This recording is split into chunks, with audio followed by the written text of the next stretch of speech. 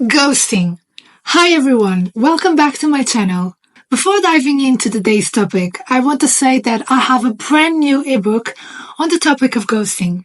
That's right, over 60 pages filled with insights, strategies, and personal stories, all designed to help you navigate the murky waters of ghosting with grace and resilience. From uncovering the reasons behind ghosting to providing practical tips for healing and moving forward, I've poured my heart and soul into creating a guide that I hope will empower and support you every step of the way.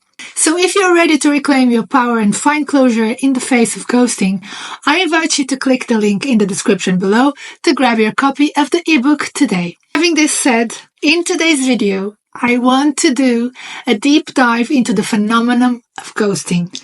When someone you're dating or in a relationship with completely cuts off contact without any explanation. I am sure ghosting has happened to most of us at some point. And it can really hurt to be left wondering what went wrong.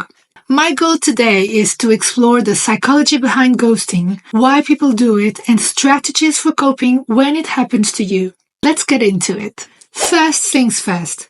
What exactly is ghosting? Essentially, it's when someone you're dating or in a committed relationship with unexpectedly shuts down all communication without any warning or goodbye. One day they're actively in your life, and the next day, poof, they're gone, as if they vanished into thin air like a ghost. Hence the term ghosting.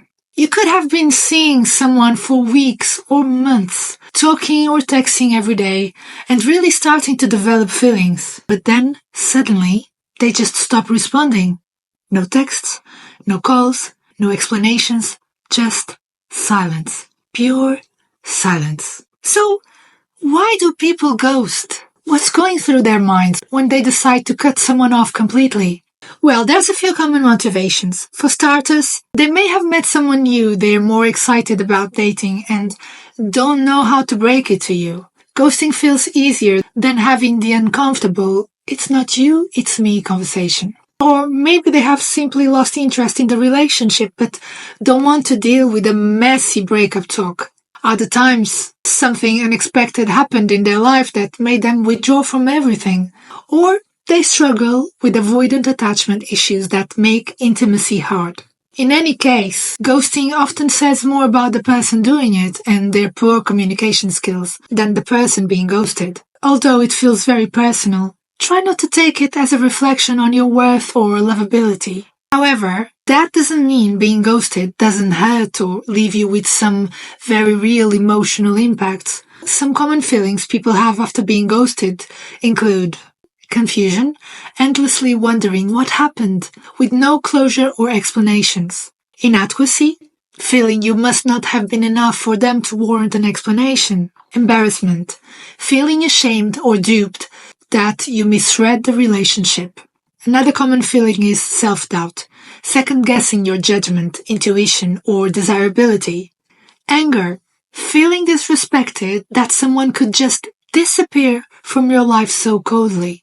It's totally normal to experience these emotions after being ghosted, but don't blame yourself or internalize the rejection. With time, the hurt fades. If you've been ghosted, here are some healthy tips for coping and moving forward.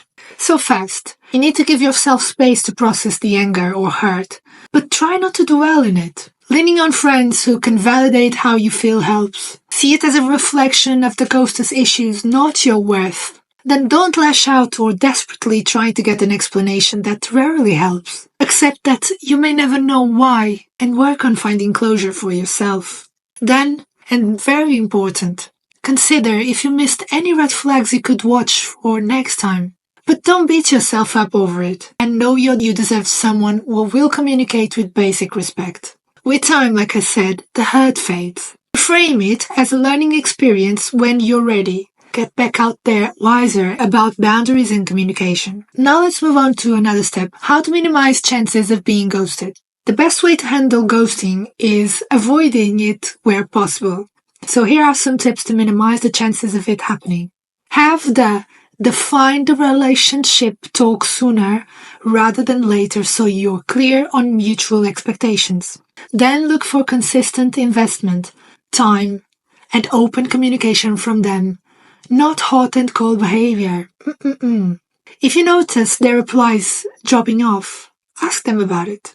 Don't ignore changes in communication. And then, manage your expectations and don't envision forever too quickly unless it's an established relationship. Listen to your gut. If something feels off early on, don't ignore those red flags. And lastly, date multiple people until it becomes exclusive to avoid over-investing. So in summary, ghosting hurts, but it's also fairly common these days. It says more about the ghoster's issues than anything about you. So give yourself space to heal. Reflect if needed, but don't blame yourself. Remember your value and get back out there wiser when you are ready. Thank you so much for watching. Let me know if you have any other dating or relationship topics you want me to cover in future videos. Don't forget to like, comment and subscribe, and check the link below if you want to learn more in depth about ghosting. It will be much appreciated and I know it will help you immensely. Bye!